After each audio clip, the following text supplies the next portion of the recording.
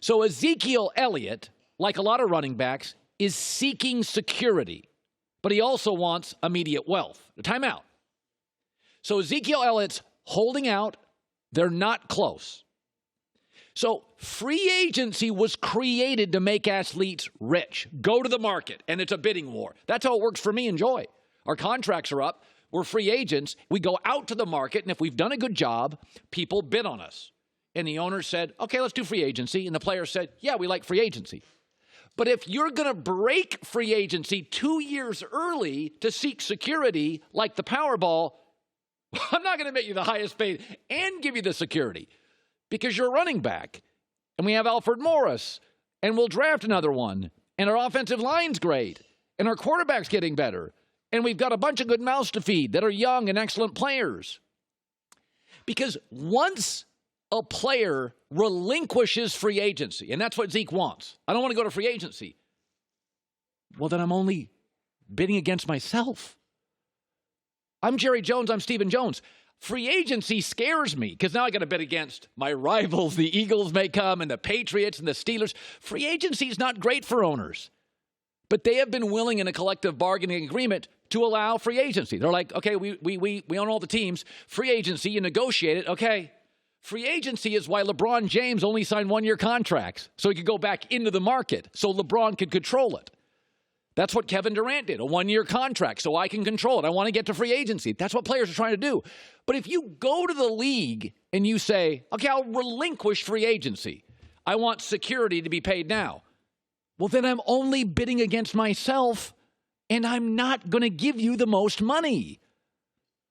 The lottery doesn't allow you to take the most money, and it's all guaranteed for security. You got to make a choice. And if Zeke wants to break free agency, then you don't get the security you're seeking and the lump sum because I'm only bidding against myself. Stephen Jones said they are not currently close. I would roll the dice. The Cowboys open up with 3 really rebuilding teams. One, you could argue Miami is tanking. Washington, they open up with the New York Giants. They open up with Miami. I'd roll the dice. Dak's getting better. A full offseason with Amari. New innovative offensive coaches.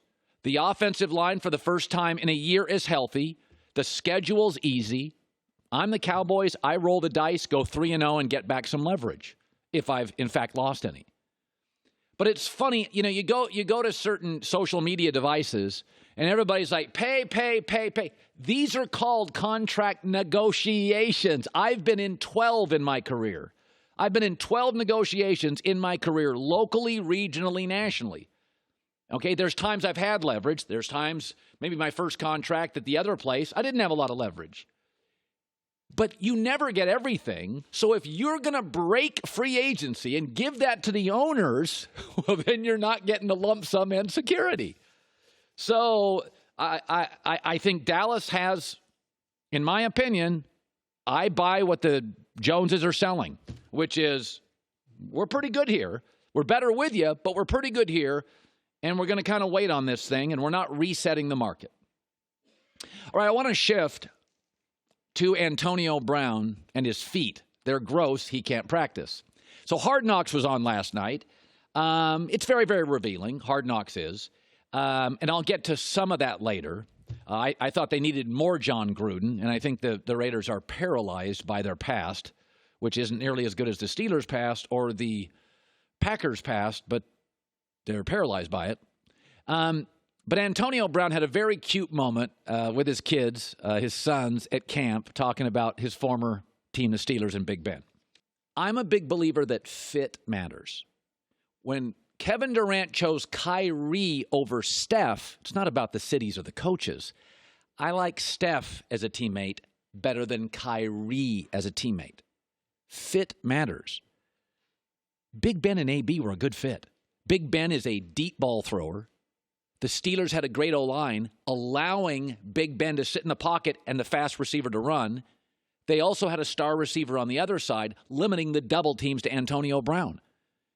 Do you know in the last, 15 years, Big Ben is second in the NFL in 25-plus yard TDs. And Antonio Brown's a home run hitter. I think they were a great fit. Edelman runs precise routes. Brady is a precision thrower. Great match. Great match. OBJ runs the best slant in the league.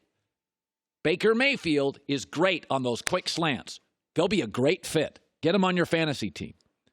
There are players that really fit other players. I mean, Patrick Mahomes, cannon. Tyreek Hill, world's fastest football player. Drew Brees, by the way, likes to throw short, intermediate, middle of the field. Michael Thomas, they just signed him. Why I like him? Big receiver, can go into the middle of the field, catch the ball, and take the hits. Fit matters. Okay, Derek Carr is not going to fit Antonio Brown as well as Big Ben fit Antonio Brown. Now, I think Big Ben may miss Antonio Brown, but in this world we live in, quarterbacks dictate receivers more than receivers dictate quarterbacks. I mean, not even OBJ could elevate Eli Manning out of his doldrums, but yet we've had many instances where a very, very good quarterback took, I don't know, Wes Welker or Julian Edelman and made them national iconic figures. So, you know, when I look at AB in Oakland, I have a shaky offensive line. I have a quarterback that's more intermediate than deep ball. I don't have another star receiver on the field to take away heat. I think Antonio Brown reminds me a little of Kevin Durant. I think Kevin should have put his arms around Steph Curry and realized, man, that's a good superstar teammate. He works well with everybody. And whoever's fault it was in Pittsburgh, I think Big Ben's going to miss AB. But quarterbacks control receivers more than vice versa. I think AB's going to miss Big Ben. He won't admit it now. And his kids may be confused now, but I think it'll become very clear very soon that AB left the perfect quarterback for his skill set. The perfect offensive line, the perfect complementary wide receiver, a coach that was progressive in Mike Tomlin and very player-friendly. And, by the way, an organization that lets their guys, they had, remember this about AB, the Steelers generally don't pay their receivers. They draft them well and let them go. They let Plax go. They let Santonio Holmes go. They let Mike Wallace go. They let Emmanuel Sanders go. They paid AB. So they loved him more than he thinks. They've let great receivers go. They paid AB. They liked AB. Now, Big Ben and he didn't get along. That's fine. But I'm watching that thing last night, and I can't get past AB. I think AB did a KD. I think you left a great teammate. Sometimes you just fit matters. You got to make it work. Not saying it's all your fault, KD. Not saying it's all your fault, AB. You got to make it work. I think AB left a perfect situation. Hi, everybody. Thanks for watching. Subscribe here to get the latest from the show. Also, be sure to check out more of the best clips from The Herd or go watch a few segments from other shows on FS1.